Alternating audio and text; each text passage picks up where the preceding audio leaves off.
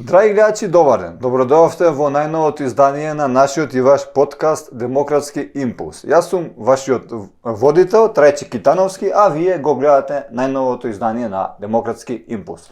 Денеска ќе имаме мощно интересен гостин, како и секогаш. Денеска ќе ни биде автор, новинар, колумнист Гордан Стошевиќ. Баш Стошевиќ. Еден од основачите на партијата Левица. Токму и за тоа мислам дека една од главните теми ќе биде Левица. Не мора да биде главно. Вашето действување во Левица. Ја мислам да го оставиме тоа покасно. Прво да се заблагодарам на поканата. Чест ми е што сум во подкастот, значи Демократски импулси. Се надам дека ќе биде интересна дискусија која ќе водиме во наредните, не знам, час и половина, 2 часа. Се надам дека ќе биде конструктивна, така да уште еднаш моја благодарност до тебе. Секогаш. Имаме многу што да си кажеме. Токму и тука сме токму и заради тоа. Мислам дека најдобро е да започнеме заради тоа што вие сте, дали ќе одиме на вие или на ти? Јас предлагам, значи, строго без пресирање. Тоа ми е протоколарно на вие. Тоа племството на времето на аристократите или на властодржците кои сакало да им се додвори и почнало. Значи така почнало со вие. Баш така, у суштина да. Така да ние сме лично на ти. Добро, Гордан, ти си новинар.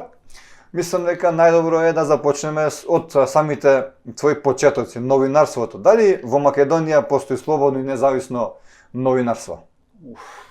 Прашање. Тешко прашање. Дрито, што би рекли италијаните.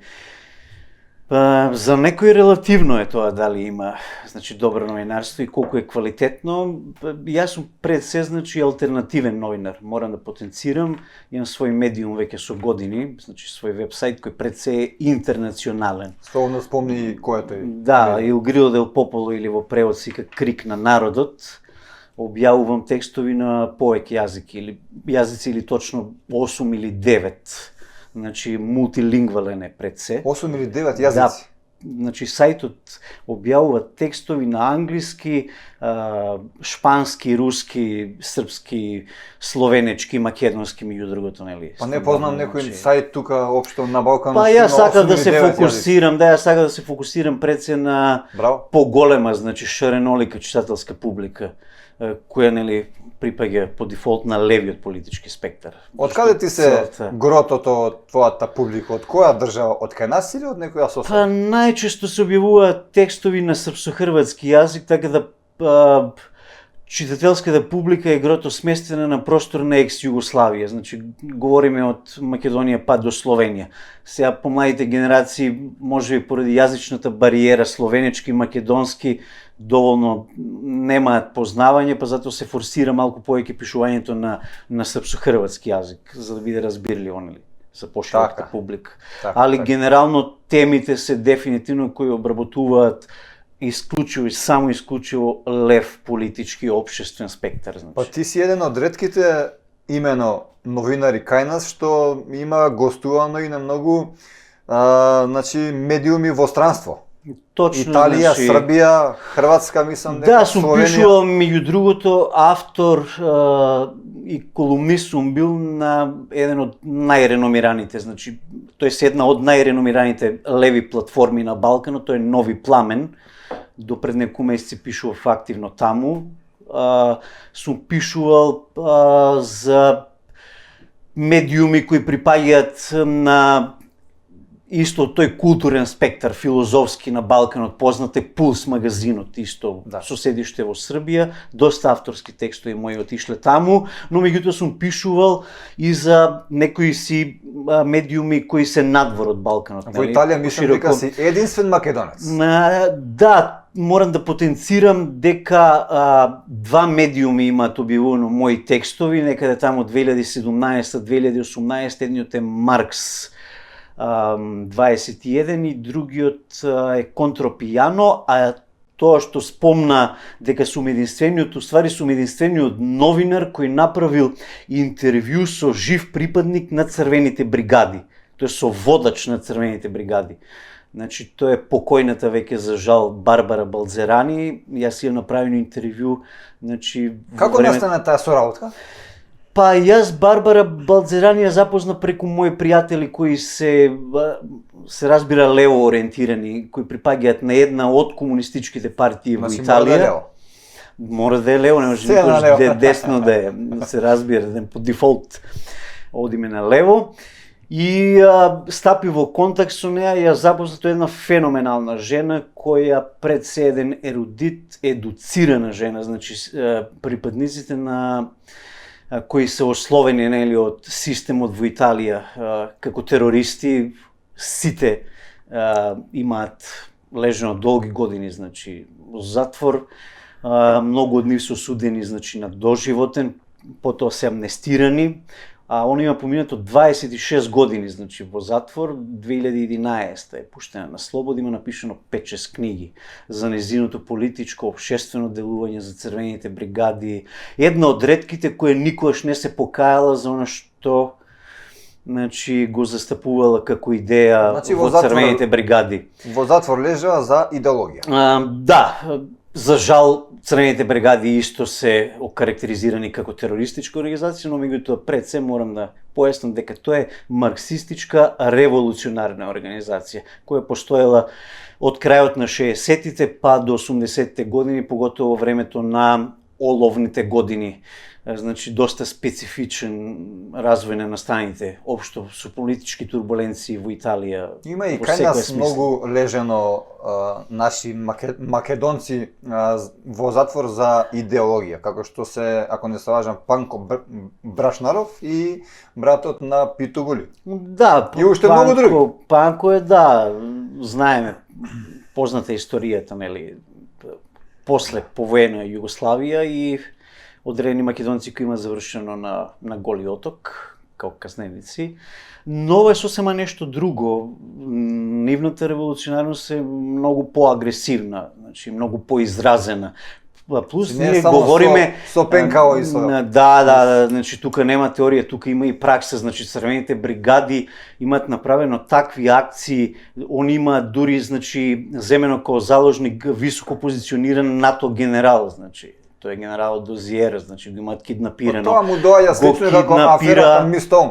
Да, значи само они во едни констелации кои биле многу потешки, значи за изведување правиме Мистон на почеток на 20 век, овие се веќе длабоко влезени во 20 век.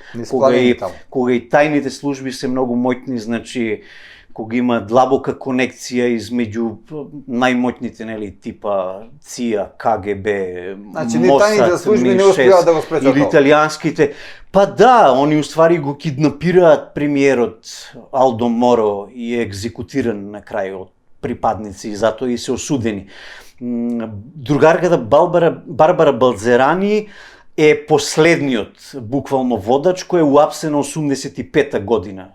Значи е подоцна процесуирана. Дали она можеби учествува во овој чин? Да, она директно нема учествувано, значи, во киднапирањето на Алдо Моро. Таму учествуваат некои поекспонирани машки членови како Марио Морети. Добро, но можеби е организатор. Еден од, но не е извршителот. Она не е сепак извршителот, но е пред се врвен интелектуалец кој многу добро го познава историскиот и дијалектичкиот материјализам. Значи, они како добро го простудирале Маркс и биле свесни оно што говорел и пишувал своевремено. Прво економистот Маркс, а после и филозофот и се останато. Така. Тоа е интересно, али можеме и за некоја друга прилика да оставиме. Во Македонија има цензура или, како што спомнавме, автоцензура? Што мислите вие? Дали има слобода на говор? Дали можеби вашиот медиум е цензуриран? Не, мојот медиум, бидејќи алтернативен медиум и кој нема голема читателска публика, дури не се ни следи. Јас можам категорично да кажам дека скоро да немам читателска публика во Македонија, дека не е читан од македонската јавност, дури не ни знаат. Мислам, кој знае за веб-сайт кој се вика Il Grido del Popolo или во превод Крик на Името му е тешко, народот. знаеш? Па Il Grido del Popolo е во суштина надоврзување на еден медиум кој е социјалистичка или лева авангарда, крајот на 19-тиот и почетокот на 20-тиот век, во кој помеѓу другите работел и Антонио Грамши, инаку мој, да не речем, политички идеолог. Значи, име кој дефинитивно кај мене е високо на прво место поставено. Значи, за мојата наобразба сиви овие 20-30 години. А за тоа дека цензура има, не знам како може да го сватат луѓе као цензура, медиумите се во собственост на капиталистите, имаме хиерархија, имаме собственик на одреден медиум, имаме, значи, директор на тој медиум, имаме уредувачка политика, со уредници, заменици уредници и на крај последните ешелони се новинарите.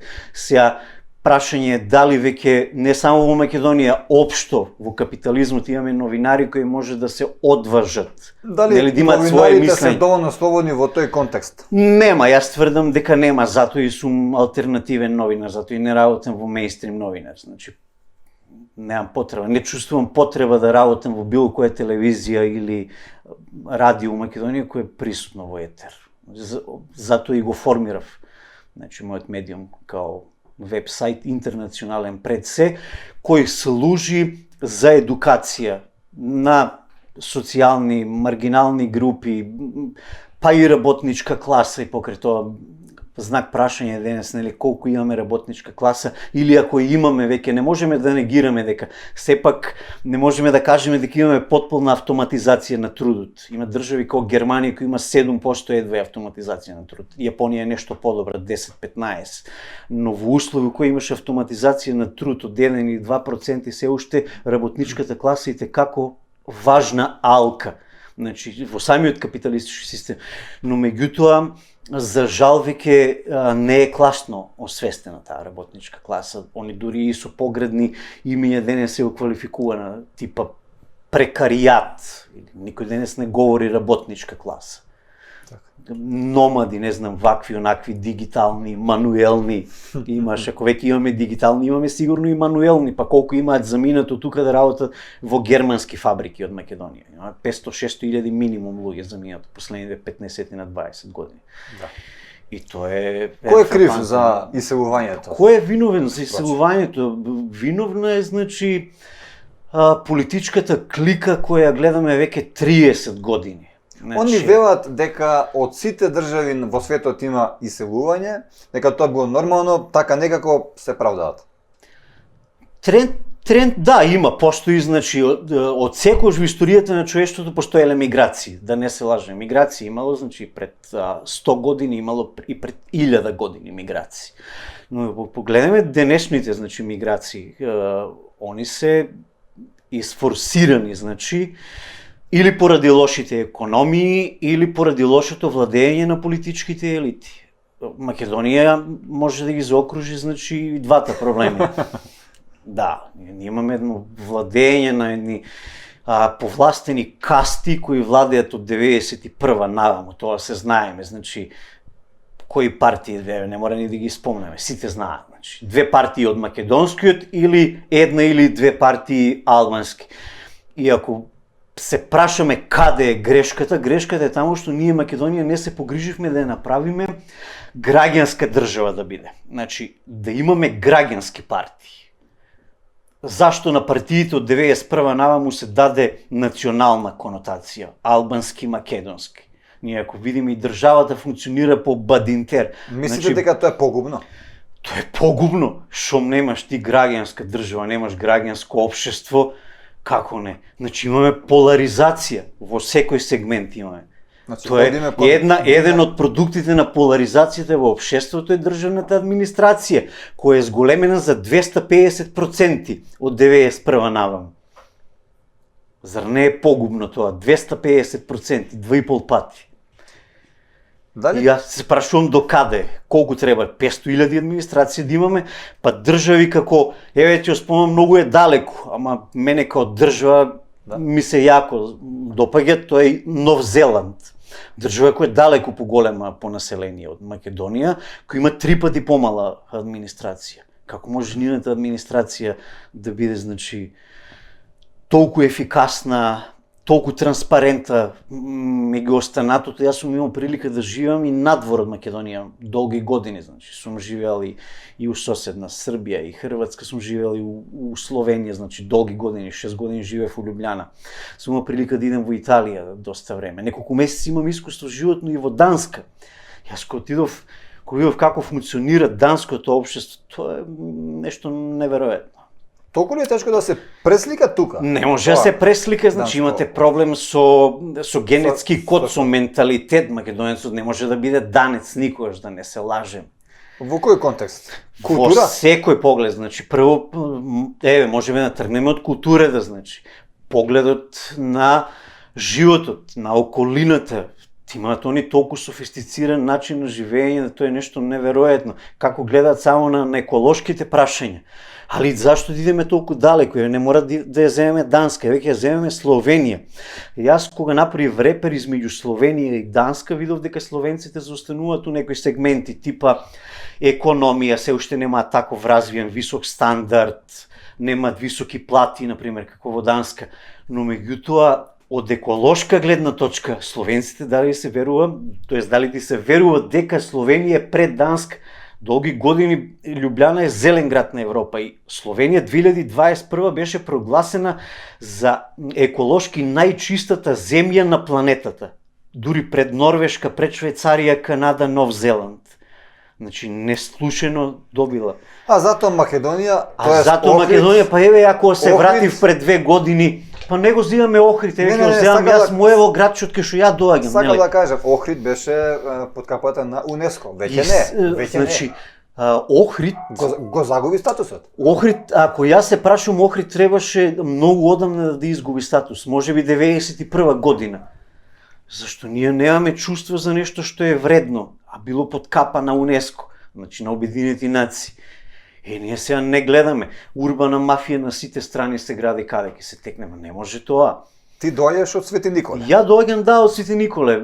Сум излегол од своји 18-19 години, останав долги години живеев у Скопје. Излегував, значи надвор, се враќав пак у Скопје и кога се вратив последниот пат сега, значи после пандемијата од Љубљана 2022 есента. Што? Па околностите наложија така да ми истроши баги пандемијата, имав горе отворено антикварница, антикваријатот свој. Меѓу другото, отидоа неколку десетина илјади мали фирми пропаднаа буквално. 10.000. Неколку десетини илјади, не 10.000, неколку десетици илјади, значи опрашање беа.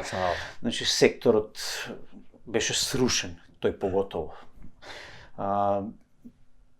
Што ми остануваше друго да се вратам. И замисли се враќаш, не се враќаш од Љубљана сега у, не знам, у Загреб или во Сараево, Белград, или еве во најлоша ситуација во Скопје, него се враќаш во едно место кое потекнуваш, во едно онакво мало место кој уште пред многу години убаво филозофијата на Паланката Константиновиќ опишал, значи како функционира тој дух на Паланката. Значи тој е малограганштина типична која го разјадува човека и духовно и материјално секако. Ја кога дојдов, прво јас се враќам после 25 години у градот и доживувам прво културолошки трајче шок. Културолошкиот шок е на прво место. После економскиот, немаш излез, невработен, одиш у агенција за вработување. И после све останато редиме, значи од шок до шок само. После иде депресија. Па знаеш како, јас имам издувен вентил, значи, и покрај тоа што се враќаш во едно такво место кај што е убиен и последниот атом, она животен здив што се вика, кај што треба да си, не мора да си у некоја тенденција сега, али мораш да имаш културен забавен живот, да појдеш у театар, да појдеш кино, проекција да изгледаш, тоа го немаш, може би еднаш, 2 пати, 3 пати годишно ќе имаш некоја манифестација као Свети Никола, тоа слава на градот, па ќе имаш прилика да присуствуваш на културен настан, некој уметничко друштво или не знам што. Град кој е тотално уништен, значи, у секој поглед. Свети Николе, 82-83 година, значи, говориме само година, 2 после смртта на Тито, нели? Југославија е се уште се држи, но е на климави нозе. Значи, у тогашна социјалистичка република Македонија, градчето мое е на шесто место по бруто народен доход. Значи, било многу добро. Едно од најбогатите, значи побогати се Штип, Пробиштип, Кратово, Скопје и уште еден град. Битола. Значи, не, Битола не е, значи не е ни Прилеп, не е ни Струмица, не е важно, али ние сме на шесто, не е ни Охрид дури, значи. Овие каде што има развиена индустрија и рударство, тие се по дефолт најбогатите, значи, во тоа време. Па јас се сеќавам, значи, во мое време какви брендови постоеле во Свети Николе, типа Бата била пресутна, Борово, Чик, Ангро кожа и гума, значи, тие се мртви, не постојат, нели, со транзицијата. Тоа се огромни предпријатија, значи, граѓаните имале изразена куповна моќ. Значи, моите биле фабрички работници. Значи, ја потекнам исклучиво од работничко семејство. Но меѓутоа можеле да си дозволат да одат и да купуваат. Ние сме имале народен магазин, огромна стоковна куќа на 6 ката, од игла до локомотива можело да се купи тогаш. Дај да видиме сега, да појдеме во Свети Николи да ја видиме куповната моќ на просечен светиниколчанец. Кој е? Добро, сега луѓето во Свети Никола од што живеат? Буквално крпат крај со крај, од ништо, уништена тотално економија. Земјоделие Пропаднат. или што? Па какво земјоделие? Нема, никој не работи земјоделие веќе. Како земјоделие? Имат од на прсти може да се изборат и тоа се капиталисти. Значи, луѓе кои имаат илјадници хектари, кои зимаат, значи, земаат ова, како се вика, од држава субвенции, значи, мислам, каде субвенции, дај да видиме како у Данска, јако им спомнав, значи, на дански мои пријатели, дека постои субвенции, они се изнасмеа, века, какви субвенции. Те очекуваат тука као државата. Не живееме ние веќе луѓе во социјализам од 91 33 години. Треба да бидеш сам способен во капиталистичкиот пазар да се снајдеш и да пласираш. Мислам, која држава, какво штитење? Тоа е регулација веќе. Значи, ние не сме Кина у кој имаш државен капитализам. И сепак се прашува партијата. Да, значи нема, луѓето животарат едноставно. Пази, Свети Николе во тоа време го поседува 5-тиот или 6-тиот најголем земјоделско-индустријски комбинат. Само уште неколку надвор од Македонија, во Србија и во Хрватска има поголеми и мислам дека Пелагонија има поголем капацитет, език Пелагонија. Со неколку илјади вработени, тоа е се пропаднато. Имаат за 1 евро буквално олигарсите македонски го имаат земјано, транзицијските профитери. Гордан, се тоа што го разговаравме сега, само по себе ми потекнува едно прашање да те запрашам. Дали сите овие проблеми што ги спомна сега, впрочем беа кај тебе лично како некоја иницијална каписла за да ја создадеш партијава Левица.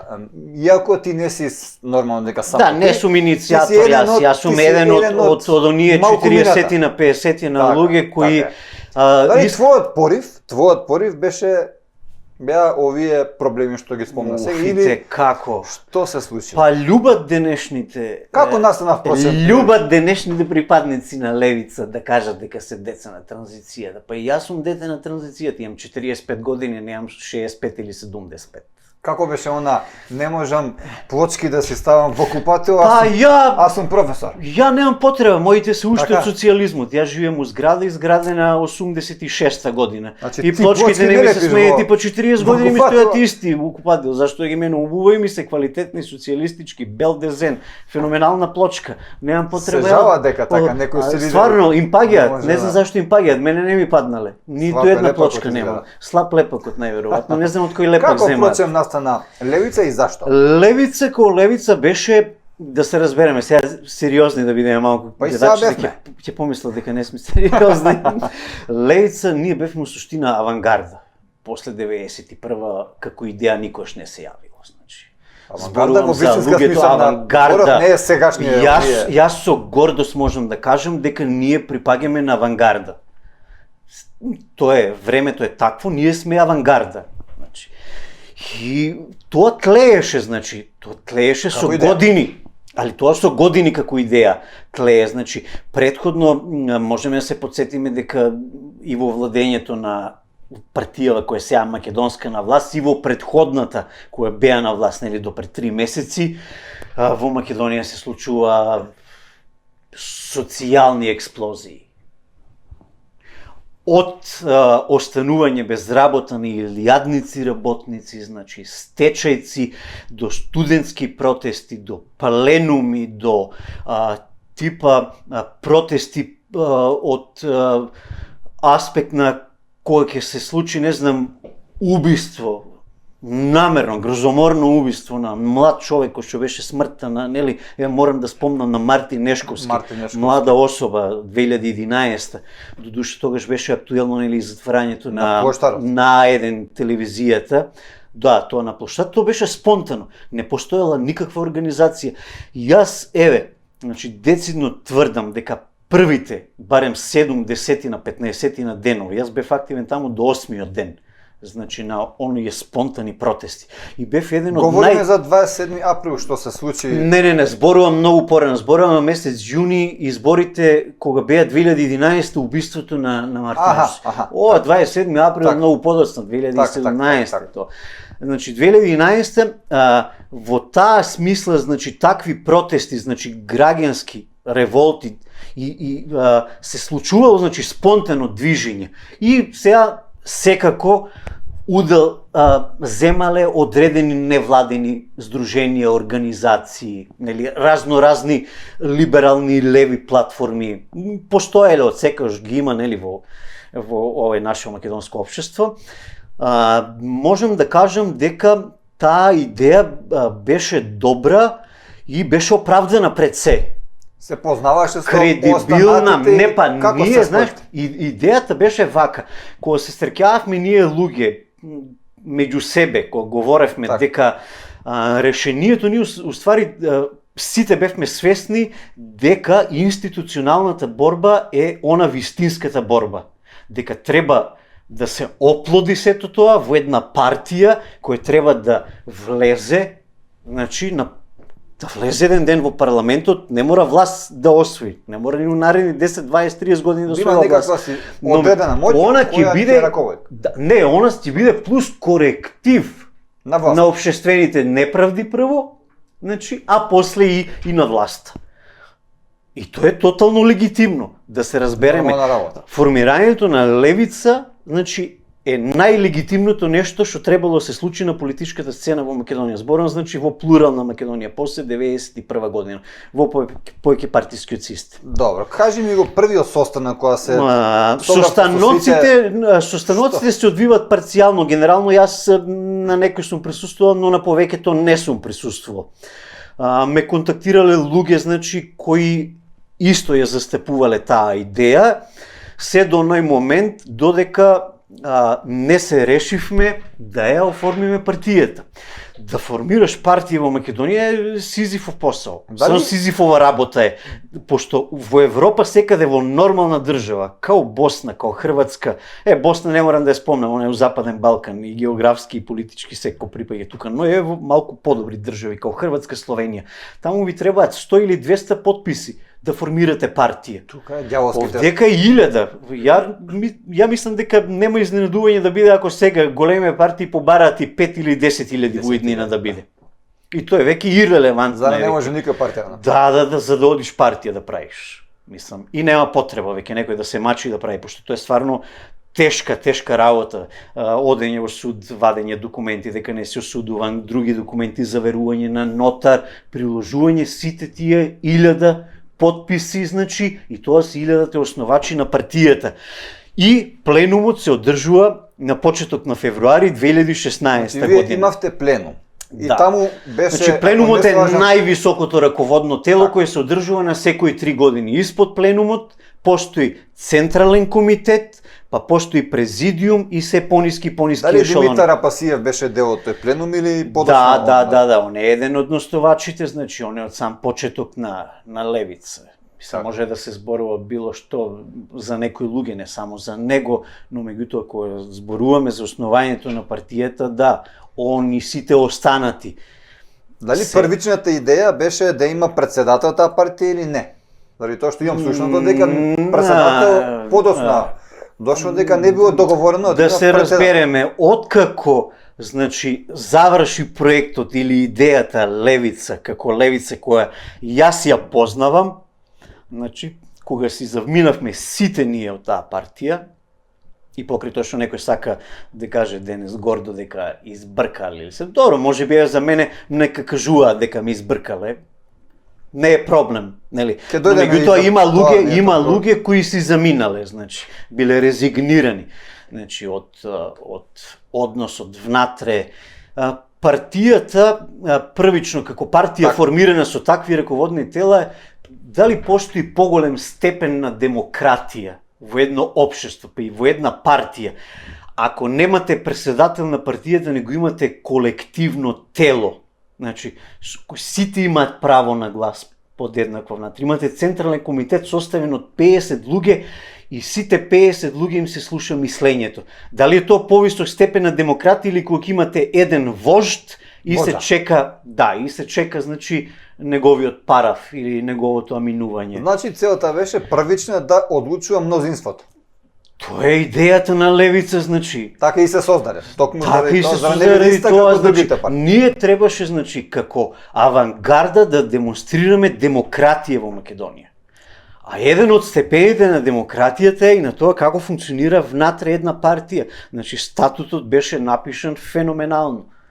Значи, се знаеше во статутот прецизно кој одлучува, како се одлучува, највисоките органи на партијата, кои се, значи, кога се одржува централен комитет, на колку време, кој членува се во централниот комитет, кои се членови на президиумот, кој носи одлуки, кога се носат важни одлуки, пленумот кога се свикува, значи, сето тоа беше убаво дефинирано, за разлика, нели, кој имате еден председател, кој сепак избран со акламација. Како се случи токму господинот Димитар Апасиев, сегашниот председател на Левица, да каже, ова веќе вака не бива, од денеска јас сум председател?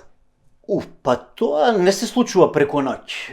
Значи тоа е процес. Тоа е процес. Тоа е процес И внатре беше во ли на тие партијата. состаноци кога Значи, се тоа одлучуваше? генерално вака, партијата ако е создадена, значи 2014-15, зборувам се создава тогаш, официјално не е создадена, но она се создава, ткивото нејзино, кој кажав дека од создава различна документи. провиененција припаѓале луѓе. Имало од лев центар, умерен, иако ја тврдам дека не постои центар во политичката теорија. Тоа го вика исто и Кен Лоуч, еден од најреномираните, значи, општествено ангажирани режисери на сите времиња, најдобри филмови човекот има Значи, направено. лево и десно. Он има кажано вака, ако се движиш ти посред улица, сигурно те удри автобус или камион, мораш да иш или лево или десно. Има Значи, логика. немаш центар, да се разбереме каков центар. Значи, и имаме од тој лев центар, значи, умерен до радикална левица, постоело кај нас, значи. Но проблемот по мене е кога веќе ние сакавме да демонстрираме демократија, ние изгледа не го проценивме, значи, капацитетот на македонскиот електорат. Во Македонија и ден денес не постои политичка култура, да се разбере. Дали направивте грешка со Димитар Апасиев? Не, прво грешката беше тоа што во самата партија толку се демократизиравме да дозволивме да постојат и фракции внатре во партија. Имало 4 фракции, ако не се лажам. Има една официјална и неофицијална. Ленка? И една со тенденција. Не, тоа се невладини организации, значи тоа се припадници кои претходно доаѓаат од Ленка и од Солидарност во партијата. А внатре во партијата, тоа што некој сака да се кажува дека е ленкист или е некој од Солидарност, тоа нема благе везе, значи. Правиме муабет на папир една, тоа е троцкистичка, екстремно лева, значи. Јас можам да кажам дека они се едни од виновниците за сите случувања. Тоа е таа лева, крајно лева фракција, тие троцкисти. Значи, тоа беа 6-7 луѓе, значи не сакам да спомнувам имиња, сами ќе се препознаат. Так. А од друга страна... Зашто, што направи они? Што промени они? Они беа теоретичари. Они само теоретизираат. А пракса слабо идеш. Пракса слабо. Од друга страна имаме, значи, истото се случува но политички идеолошки со нив никогаш не може да најдат заеднички јазик. Значи тешки за да, и работа. меѓу себе значи се гледат како еден вид реакционери внатре во самата партија. Значи, и што се случува? Тоа тлееше, значи, со месеци, се чувствуваше на одредени централни комитети на кои јас дури доаѓав од Љубљана само на 2 дена, доаѓав во Скопје, дури дома не оде во Свети Никола, значи доаѓав во Скопје само за да одам на централен комитет и се враќав. Еднаш сам успеав да отидам до Свети Никола и тоа ми беше. На еден таков состанок, или како да го кажам, кога сте се вратили од Љубљана, дознав дека сте биле избркан или полиција било викано или дали е тоа вестиве вистина? почнале да се шират. Па имаме информации. Вие Вие дојдете дури од таму токму заради состанокот и нешто тргнало. Ајде веќе кога начнавме муабетот да го кажеме. Да. Мада мислам нема потреба, не ни сакам Нека- никаков публицитет, не не барам. публицитет, Но тоа се веќе факт. кога го начнуваш ова, гледам дека некој дојавил, дека сепак излегло тоа. Ја мислев дека никој нема да се случи да ме праша за ова. Точно е, тоа беше предпоследниот централен комитет. Меѓу другото, јас сум влегол со неколку од нив, тоест од сегашната левица во конфронтација.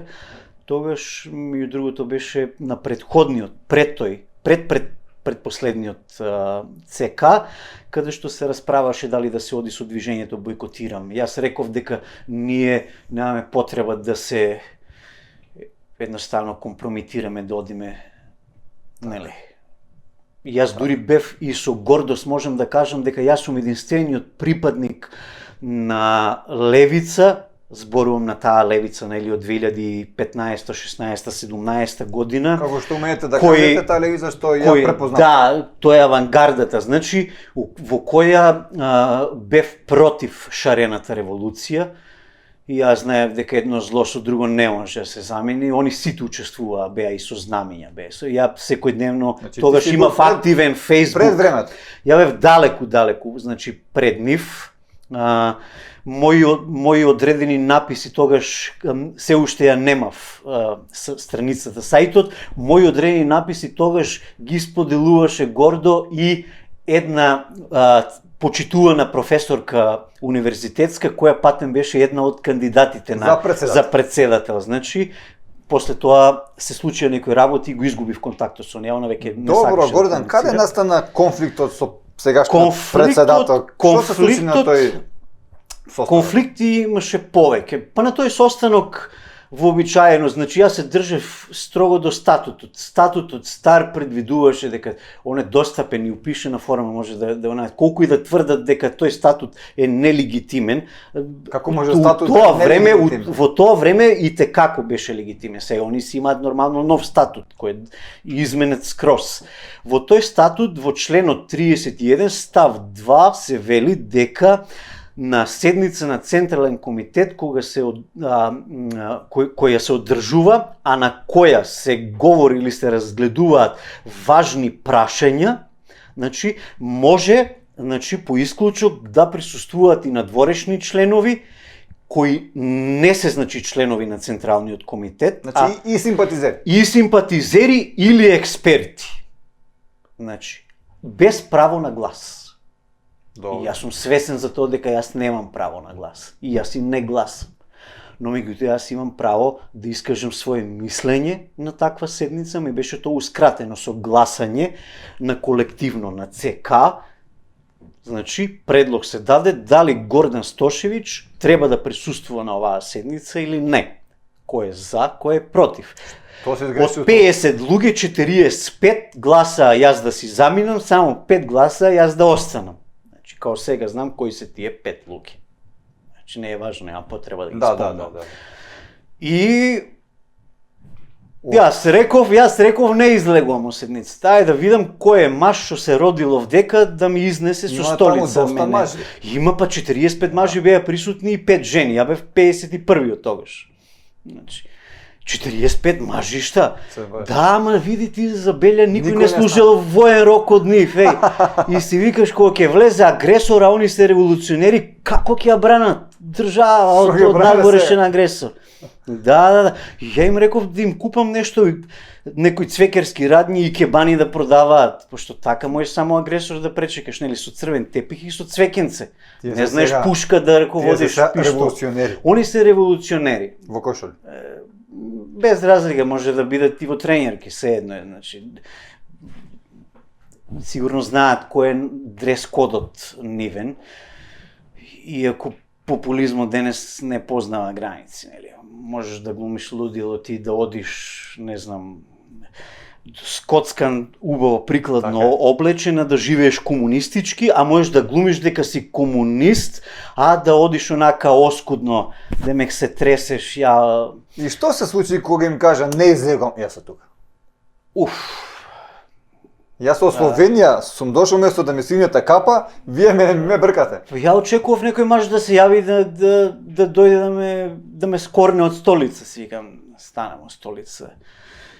Не станувам, едноставно не може никој, ја морам да бидам присутен тука, зашто се одлучува по важни прашања денес на тој состанок и не може никој да ме, зашто ја се држам до статутот Така. на партијата. И ништо, Нема мажи. нема мажи, Нестан. бидејќи нема мажи, еден од мажите се јави во полиција и кажа дека има проблем и јас сега на мое големо изненадување, бидејќи Председател да не. Немаше тогаш председател, значи, немаше. тогаш немаше председател и дојде после час и половина, дојде полиција, дојде неколку полицајци со Марица надвор со вакво. Јас се легитимирав. Со Марица дури. Па кола ли беше, Марица ли беше, не знам, решетчиња од страна Двата има се, да. онага. И јас се легитимирав.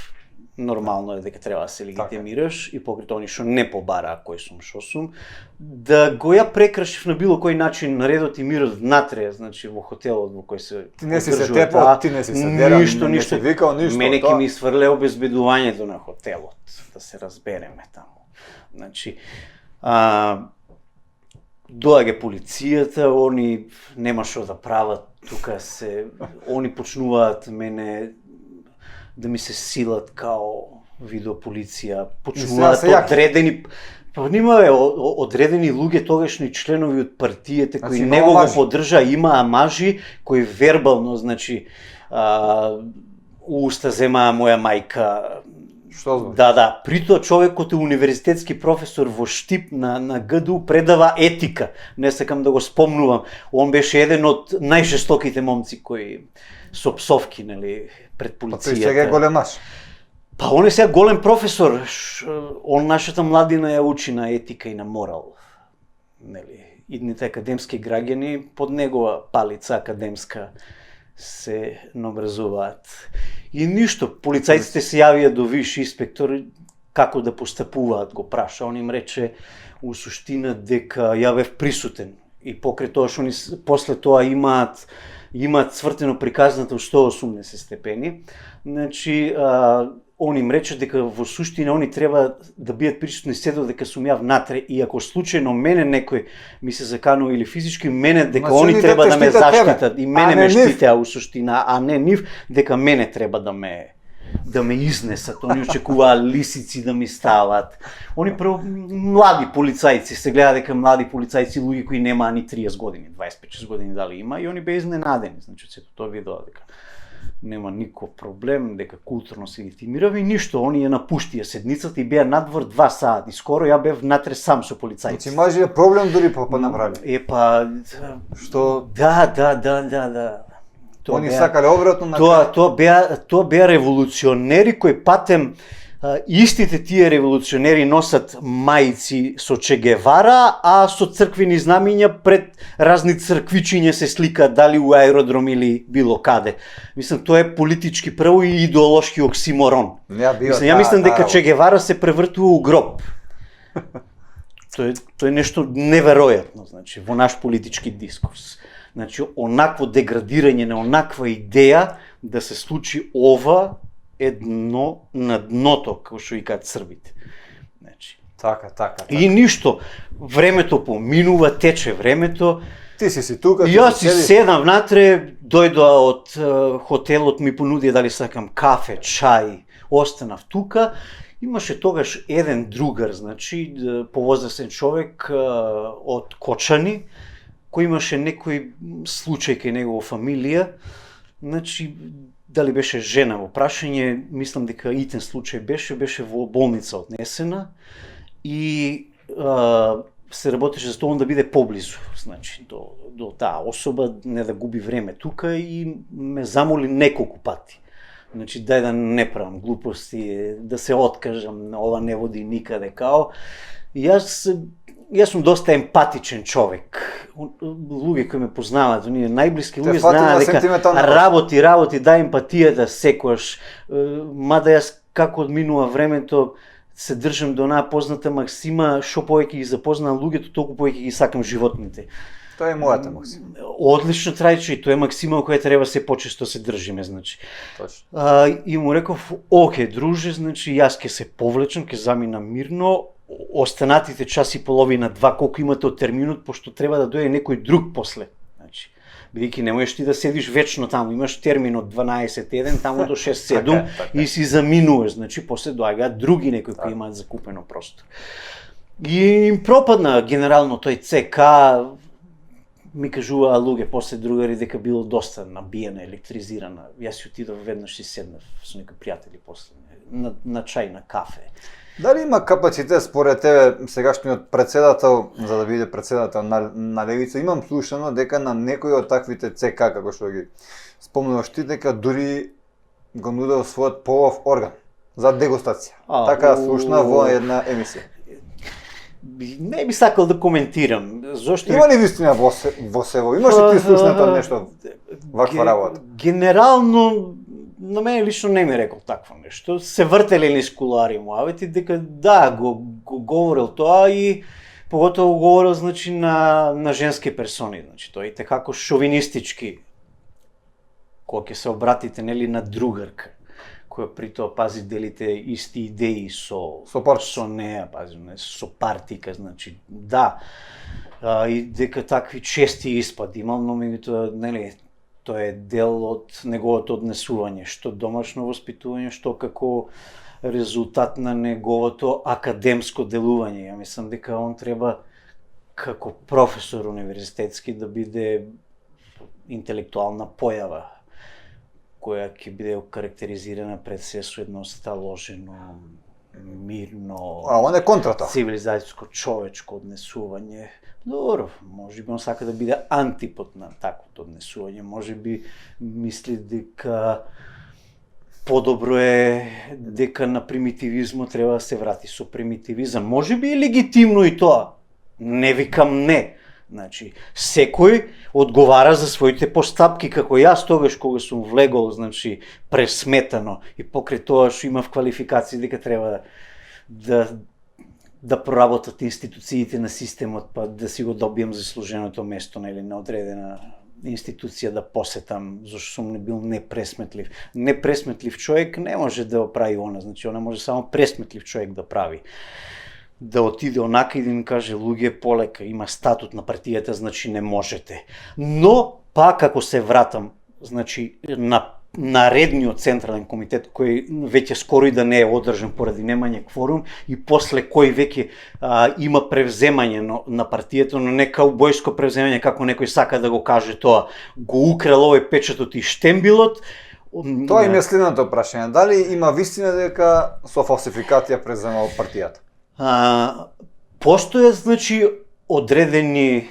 Заради тоа што каде е печатот, таму е... Значи, да се разбереме, ако е тој печат и тој штембил валиден, значи, ја не сакам сега да го амнестирам него од одговорност, но меѓутоа постои цела една екипа, значи цел еден тим, кој веќе знаеле, значи, внатре што се случува и покрај тоа, и покрај одредени сугестии, кои не само сум ги давал јас давав цело време, дури од Словенија сум давал сугестии на одредени мои другари, дека внатре во партијата има одредени случувања кои нема да излезат на добро.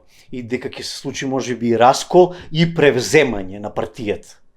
или пуч, не знам како е соодветниот Така. збор да се каже пуч, дали преку пуч ја превзел, но он си ги имаше во него, беа печатот и штембилот, отишле, само смениле брава у канцеларија, но таа канцеларија повеќе луѓе има пристап, значи клуч по статут, ако видиме кој све имал од канцеларијата, ќе видиме дека многу личности имале, неколку биле. Има ли, но никој не го земал печатот освен него? Не, печатот беше предаден од одредена особа внатре високо позиционирана во таа партија, високо позиционирана под наводници. Нема високо позиционирани, тоа е сепак колективно тело, но доста експонирана особа не му ги предала печатот и штембилот. И му рекла дека Димче, дека овој треба да се пасивизира и дека Димче треба да биде правен застапник на партијата и дека он треба да се експонира и тоа е легитимно сосема.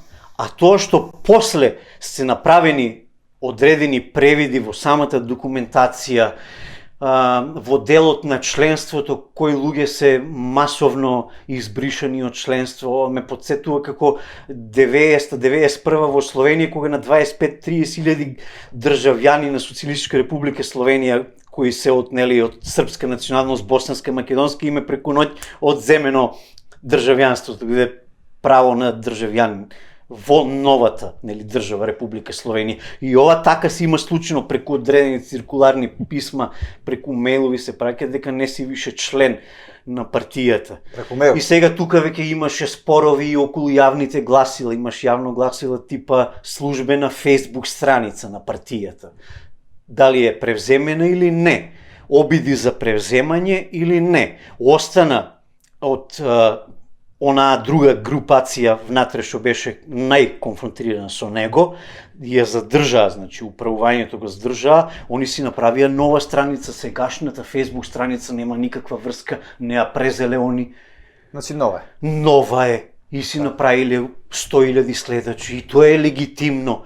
Но другото што е легитимно, целиот тој судир, кој внатре тлееше, не беше незанемарлив, онака, као, не е важно што се случува. Као, дај, секоја партија има, нели, фракционерски случувања внатре, обструирање, реакционери има вакви, онакви. Не, ја ќе бидам сега саркастичен. Ако, значи, овие троцкистиве, кои беа теоретичари, паметњаковичи, длабоко суетни луѓе, многу посуетни од него, да се разбереме. Многу полоши. Ако треба квалификации да давам, јас можам до утре да говорам за тоа, но него не сакам, значи, публицитет да им давам на тие луѓе, само ќе речам дека кога веќе тие две струи внатре во партијата, значи, нивниот судир излезе на површина, овие, ако речеме сегашнава левица, ја би ги оквалификувал како монтањари или господата од високите клупи у времето на Француската револуција. И они се пресметаа буквално со нив. Значи, до душа, нели, тоа се две групации кои во различни историски контексти се. Троцкистите се во времето, нели, на граѓанската, значи, војна во Русија, после тоа, нели, во Советскиот сојуз, говориме за 20-те, 30-те, 40-те години, овие се далеку пред, овие се, знаеме, крај на 18 век. Но меѓутоа, они се буквално пресметаа на нив на таков начин, класично на монтањарски. Значи, Гордан, кој е твојата... И само знаеш што е најинтересно, ова морам да го кажам. Ајде. Овие, оваа страна, губитниците буквално во целиот тој судир, идеолошки, треба акцент да се стави. Јас пак ќе речем, тоа е една од алките за многу важна во сите случувања за распад на партијата. Јас кажувам распад, се распадна таа, а што остана на папир, она да постои сега као левица, тоа е веќе друга приказна, нели? Друга партија. Да, но меѓутоа од друга страна тие тогаш беа тешки опортунисти, они не сакаат да се спротивстават. Ниту имаа знаење покрај тоа што тврдеа дека имаат, дека не знам, се начитани пар екселанс, подковано политичко идеолошки, они не сакаат да се спротивстават на безумието. А сега као глумат жртви. Не, па он од нив направи секта, они и претходно беа секта. Сега у еден социјален центар си прават зимница, дечките. Што толку се маргинализирани. Никаков кредибилитет веќе и легитимитет нема тие поготово да говорат за лева идеја во Македонија. А па од друга страна он и неговата тајфа, тие десетина луѓе кои го поддржаат тогаш со која презае партијата, они се монтањари и они јавно тоа, они се гордеат, нели, со Робеспиер, со монтањарите, нели, како се пресметале со жирондинците, но меѓутоа оној кој познава добро историја сепак знае и како завршија монтањарите, или на крај господата од високите куки. Гордан, дали сметаш дека можеби сте направиле некој пропуст, своевидна грешка околу него во партијава? Одлично прашање, гледајќи дека сега што се случува во парламентот, какви се кршења на мониторина? Не, грешката не е само со него. Од многу други луѓе дека он бил човек што не бил многу стрплив, значи многу потпалив, многу конфликтен човек. Тоа јас не го говорам, тоа е легитимно да бидеш импулсивен. Но не смееш во реал политика. Но не е легитимно во парламент да се кршат такви работи за не би сакал да коментирам, јас се, зашто би коментирал јас тоа што се правило. Дали се направи некој пропуск, некоја своевидна грешка? Кога веќе ме прашуваш, не сакам да бегам од прашањето, кога веќе ме прашуваш, моje мислење само накратко, значи нема да го влекувам, за случувањето во парламент, кршење и тоа уништување.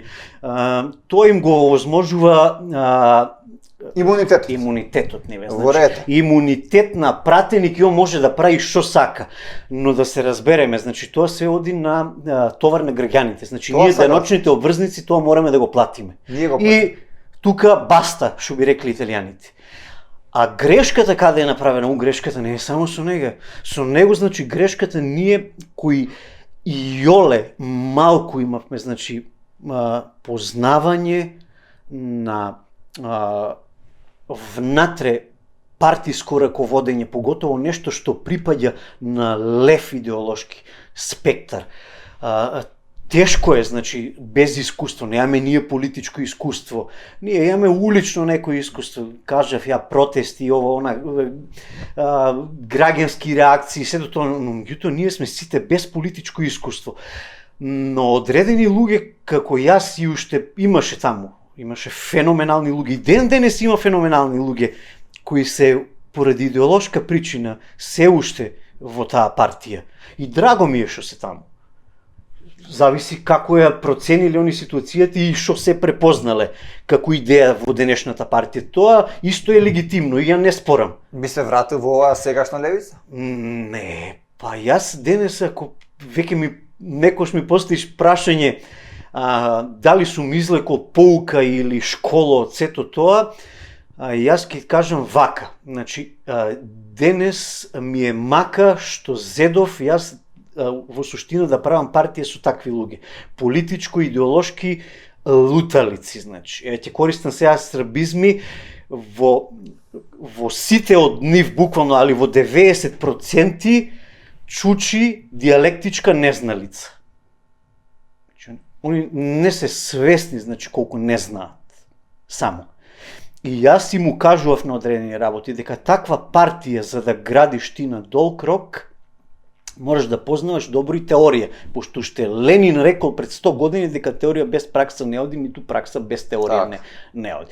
Ние почнуваме со пракса, но меѓутоа можеш да си теоретски подколен. Ја им реков, луѓе, значи ние мораме да направиме одредени тела кои ќе бидат задолжени за школа, како што била Кумровачката школа у времето на СКЮ. Значи, ние треба да имаме едно 3 до 5 луѓе кои ќе профилираат кадар и кои ќе бидат одговорни за селектирање на тој кадар. Ние, јас и одредени такви луѓе кои имаме доволно, значи, минал труд во теоријата, значи, зборувам во политичката теорија, дека треба да профилираме млади луѓе кои ќе бидат носители на политички одлуки кога таа партија еден ден ќе стане системска партија и кога ќе има многу поголема тежина и многу поголема одговорност во државата. Ја не видов дека се ствара кадар во левица. Тамо беше буквално башибозук, не се знаеше кој пие, кој плаќа. Се верува трајче. Така. Значи, ако им дава сугестии дека треба еден не само да биде задолжен за меѓународните контакти. За да се направат меѓународни контакти треба да има барем минимум 5-10 луѓе кои ќе остварат веќе со етаблирани политички носители во одредени држави.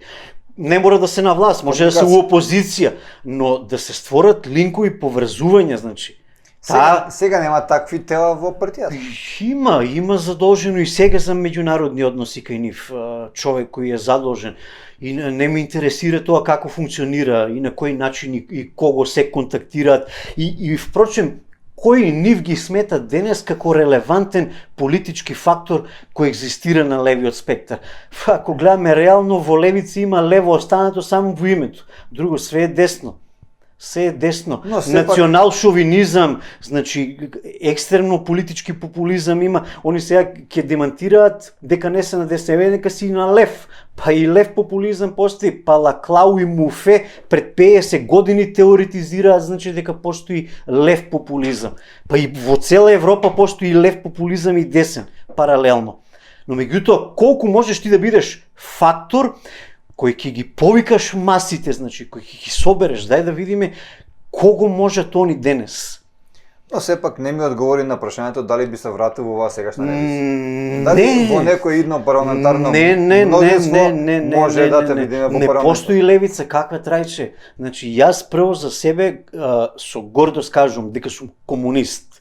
Значи, комунизмот не треба, ова морам јавно пред сите ваши, значи, почитувани гледачи да го кажам дека комунизмот како најголем баук во историјата на човештвото, значи, бил поставен убедливо. И денес се бркаат, значи, вештерки. Комунизм, кога ќе се спомне комунизам, страф и трепет. Никогаш не постоил комунизмот на земјата, значи. Комунизмот не е ниту политички систем, ниту идеологија, ништо. Он е состојба на свест. Значи, за 3-4-5 години може би ќе има комунизам. Значи, за неколку илјади години, да. Но меѓутоа, она што беше како обид, тие социјалистички обиди сите низ историјата, значи тие преодни форми, видовме дека за жал пропадна, не можеше да му се сопротстави, значи не му се спротистави воопшто на капитализмот.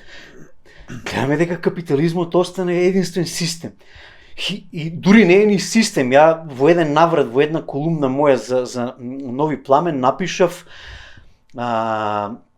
за комунизмот, во таа колумна впрочем, дека он е своевиден жив организам, само одржлив.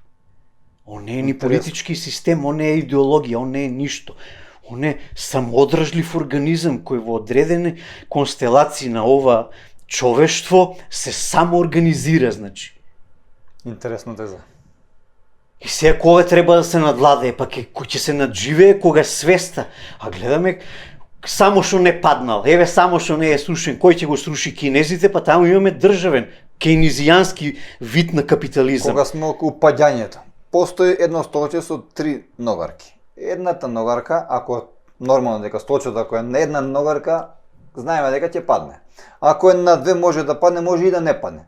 Ако е на 3 нема да падне секако. Дали левица, бидејќи сегашната левица ни се прикажува дека стои на една нога, дека си се самостојни, дека сами и така натака. Дали мислите дека некој стои позади оваа левица или не? Не мора да стои никој позади неја. Во кулари може да се зборува кој се стои. Јеме слушано дека едно време е лево, па десно, па сега... Не, па они не прават. Нема, ја не гледам такви политичко-идеолошки претумбации. Они се десно, луѓе. Пред да се запрашам, имаше нели избори локални во Тетово и видовме дека на изборна листа, значи од сите 15-20 кандидати колку беа, не видовме ниту еден албанец. Во мое време, кога јас бев дел од таа партија, со гордост можеше се каже дека партијата беше дом за сите, значи, заедници. Значи имаш и албанци, турци, Како све. не па, познам ја луѓе кои беа албанци таму, значи, и тоа беа неверојатно квалификувани албанци, значи, кои се залагаа за граѓански концепт на оваа држава, кој има интегритет да го каже тоа, кој може слободно на албанскиот кампус да им речат, луѓе, полека не можеме да градиме, значи, ваква држава кој вие сакате да градите држава, значи, преку рамковен или не знам како. И тоа сега, колку оваа левица, значи, ако треба да кажеме како ќе се одвива, значи, со левица, нели, во блиска иднина, левица е таа, она постои, ќе биде уште подобра, уште појака Така. ќе биде, значи, може ќе дое моментот кога ќе имаме 10-12 пратеници. Значи, они може би се јавиле. Тука има еден парадокс, значи, општествен парадокс. Ако ние ја сметавме левица како авангарда и како во нужно време, значи во една констелација на односи на Балканот, дека македонците, поготово после 91 година, перманентно доживуваат криза на идентитетот. Јас можам да кажам тоа и за другите. Тоа и во Србија имаме, која е далеку помоќна и поголема нација, перманентно доживува криза на идентитетот. То сите овие нации, значи, во постсоцијализмот доживеа една голема криза на идентитетот, а никој не зборува за економска криза или за било кој вид на криза. И левица, наместо да биде оно што се вика тригерот, значи, дека во таков нужен момент треба да поведе дел од масите, значи, маргинализирани, уништени на секој начин, дали работничка класа, дали пензионери, дали студенти, овако, сега доаѓа до таква ситуација да таа левица зборува за устав, зборува за преамбула, зборува за знаме, за химна, за бугарско малцинство во уставот и тоа све со лоша конотација, за враќање на името, за излегување од НАТО. Кога сме кај името, кажи ми, кога се менуваше името, левица имаше двајца пратеници во парламентот. Па не видов да падне ни една сјалица, ниту одлично поентирање, одлично поентирање, Трајч. Монитор не падна. Ништо не се скажи, се беше фино. Поентираш, еве ја би рекол, зошто не ги одбија уверенијата, зошто ги подпишаа под Северна? Требаше да ги одбијат и да речат... Северна не постои, тоа е вештачка работа. Да, требаше да речат, господо, ние не сакаме да подпишуваме уверение, ќе го вратиме мандатот на народот, на оние кои ни избрале. И ние нема да взимаме плата од 120.000 денари, од 2.000 јас почекав да падне сјалица некоја, таму нешто да се случи, ја на пример очекував дека они ќе бидат доблесни. Нешто јако така, пошто маже викам. Не. Добро, ја сега помалку сакам да бидам и саркастичен. Ја очекував. Нормално нема. Ја очекував, значи они да имаат доблест и да речат не подпишуваме со Северна. Значи ти беше убеден дека они нема да подпишат? Да, значи саркастично. Инаку бев убеден дека ќе подпишат со Северна. Пошто види, тоа се лукративци. Да се разбереме. Познавајќи ги ти веќе со години знаеше дека сепак тоа е само... Да, тоа се види. Тоа се лукративци, значи да не зборуваме дека се и популисти и нормално дека ќе ги подпишат. Па не е нормално, ама... Не, нормално е во ваков менталитет, значи, ваков генетски код поданички на македонците. На друга, од друга страна, значи, се зборува она што народот сака да го слушне. Значи, исто како во капитализмот, предприемаштвото, продаваш она што се бара на пазарот, нели? И слушне и види, и кондуреј. Да, нема, кондурите подоцна дошле, ја не знаев. Некој имаше таму печати? Не знаев, ја не знаев дека такво нешто има, зашто ја на радар ги немам повеќе, не се интересни они за мене. Дури не ми сакам мислење веќе во понова време да кажам за оваа левица, но веќе ајде ја прифатив поканата твоја лично и секоја веќе отворивме тема за левица, па падна. Чисто си правиме еден пријатен, се надевам нека разговор и... Не, врете, но она, да ја завршам само мислите да кажам дека да, за жал, во овој историски контекст излезе дека левица оваква каква е, која припаѓа на десниот спектар, е нужно зло и е потребно на македонците. Зашто македонците секогаш барале во својата историја месија некој што ќе ги поведе. И сега најверојатно левица, Димитар, ви стои како е месија, така не знам, ево ти го велиш тоа, јас велам дека левица е месијата. Не, викам, велам дали ви стои. Дали ти стои како месија, пошто спомна месија? Не, левица кажам дека. А левица како партија, значи ја гледаш како месија на Ако треба сега, ако Христос бил првиот криптокомунист кој чекора по земјата, да и он имал брада, значи барем така кажуваат, нели? Так. Преданијата усмени, пошто нема пишани.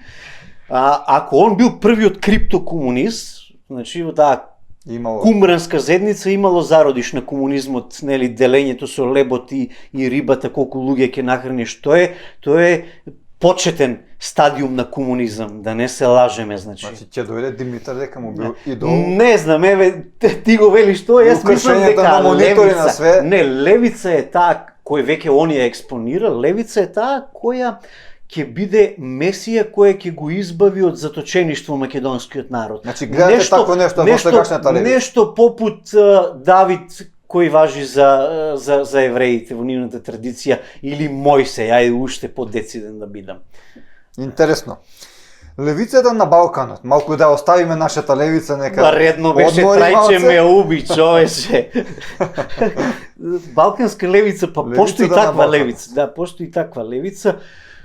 Дури на власт дојдоа, значи еве ги во Словенија се на власт, значи левица, словенечката партија левица, они се формирани година Нашата левица има контакт со таа левица?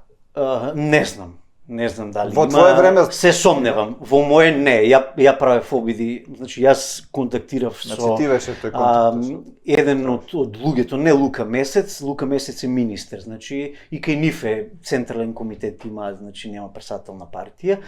Во Кај нас има. Кај нас сега има председател на партија. Сега има. Да, сега има. Така било најдобро, затоа така одлучиле. Аклимативно треба да биде избран и избран. Него мислам дека таа тема ја затворивме да се. Во кој правец се движи Балканската левица? Многу тешко. Во вакви, значи, услови на длабок империализам, значи, вако перфиден капитализам, кај што истурена агенда има капиталот, каде што се труди да ги финансира и левите и десните по секоја цена, значи да направи раздор внатре во самото движење. Е многу тешко да се каже денес дека има левица. Значи, види, генерално секаде каде што почнало, поготово ако говорам дека, пошто ми е голем дел, големо познавање имам за балканската левица. Знам, затоа и те започнав. Генерално во Словенија екзистира таква партија и во Хрватска. Во Хрватска е Радничка фронта. Меѓу другото, ја знам Катарина Пеовиќ, она во еден наврат беше и исто пратеник во Хрватскиот сабор. Оваа година на избори не успеа, значи мала партија и таму се случија внатрешни превирања, се отцепија фракции, заминаа жени поради наводен шовинизам во партијата, како кај нас исто што се случуваше. Хрватската левица, значи, дали имаат нешто слично со нашата левица? Сега не, на времето има, да, во голем дел самото раководење на партијата, значи голем дел внатре во самата партија се залагаа, значи, за воведување на демократски социјализам, значи, што е едно феноменална идеја, значи, во едни вакви услови. Не можеме денес да говориме за класично работничка партија или за класично комунистичка партија. Тоа време, значи, е завршено, каде големите комунистички партии пред се беа, значи, задолжени за наобразба на масите. Им даваа упати за акција, значи, и како да бидат политички, општествено и на било кој начин одговорни. Значи, али тие партии не постојат и ние треба да се помириме веќе со тоа. Значи, треба да видиме денес во еден демократски облик како социјализмот, значи, треба да биде имплементиран на една висока социјална основа. Например, одредени даноци, значи во државата дали колку треба да се оданочат богатите, кои сектори треба да бидат финансирани за да одредени групаци бидат заштитени длабоко внатре во системот, па колку е контрадикторно, дури парадоксално, мене ми излего дека одредени капиталистички земји, пази, не се тоа социјалистички земји, не може да биде социјалистичка ако средствата за производство се во раците на капиталистите, говорам за Скандинавија, Шведска, Данска, они се такви социјални држави каде преку даноци од 30 или 40% кај нив имаат платено се, од бесплатно здравство до не знам што. Во најперфидните капиталистички земји. Сега не сакам да ја спомнувам, нели, САД, таму можеш да буквално се струшиш на улица, никој нема да ти приде. Но еве ние Европа. Па и кај нас е така веќе. И кај нас Никој е за жал. Зашто никој не сака да зборува, значи дека треба јавното здравство да функционира на највисоко ниво, дека никогаш не треба во интегритетот на јавното здравство да се чепка приватни да влезат, таму капиталисти, значи, да кажуваат што треба да се прави и како. Ние направивме со овдека со одредени клиники, се залагаат за медицински туризам. Мислам, каков оксиморон, каков е тој трагедија. Каков е тој медицински туризам? Тоа не ми е јасно мене. Како да биде туризам, а да биде медицински? Одиш на прошетка и ќе ти извадат бубрек и ќе ти стават друг здрав бубрек кој ќе го платиш, не знам, карикирам, неколку десетини илјади евра. Ти имаш медицински водич. Или како у образованието треба да се чепка да имаме приватно образование. Значи, тоа нема логика. Значи, тоа се столбовите на едно здраво, функционално општество. Судски систем, образовен систем и медицински систем. Па, ние не сме ја уништили, ние после 91-а никогаш неавме функционална држава за да биде уништена. Види го образованието, да не се лажеме. Ако погледнеме поготово 2006 година наваму, ова све што е излезено, дали се работи за основно образование или високо образование, тоа е така деградирано на таков начин.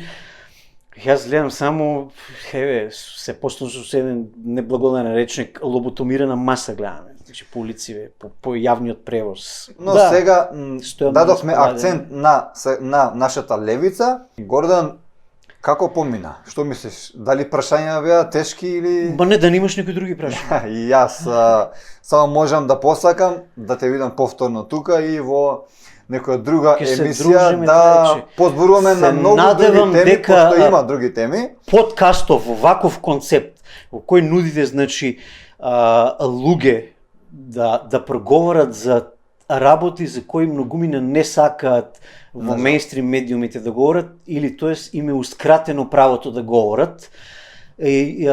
Почестен сум.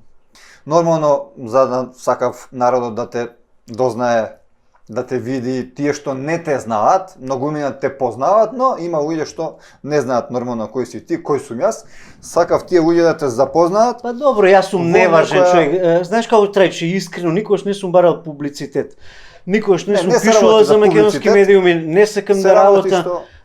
Важно е оние кои ме знаат, поготово надвор од оваа држава, кои знаат дека вредам, ми понудиле соработка со некој, ден сум во комуникација, пишувам со некој, веќе престанала, нели. Значи, едноставно сакам да те представам на македонската јавност како и што заслужува. Ако мислиш дека е потребно тоа, еве стојам на располагање. Повеќе за сегашната левица. Но во некоја наредна емисија се надевам дека ќе говориме и на многу други теми. Па ќе говориме и за меѓународна политика, можеме да проговориме, значи и за општо, не знам, за култура можеме, за уметност да говориме. За се можеме, со добар соговорник како што си ти. Ти благодарам многу на гостувањето, се надевам дека ќе се видиме повторно. Моја маленкост. А на вас, драги мои, останува уште да ви се заблагодарам што не изгледавте до крај. Нормално, секогаш ви кажам, ако ви се допадне ова видео, стиснете лайк, сабскрајб и нормално дека треба да го споделите за да дојде до поголема маса на народ. И исто така ја користам ова прилика да ви кажам дека сите од вас може да учествувате во нашиот подкаст, сите што мислите дека имате нешто да кажете, некој проблем, ние ќе се обидеме да го решиме по медиумски пат.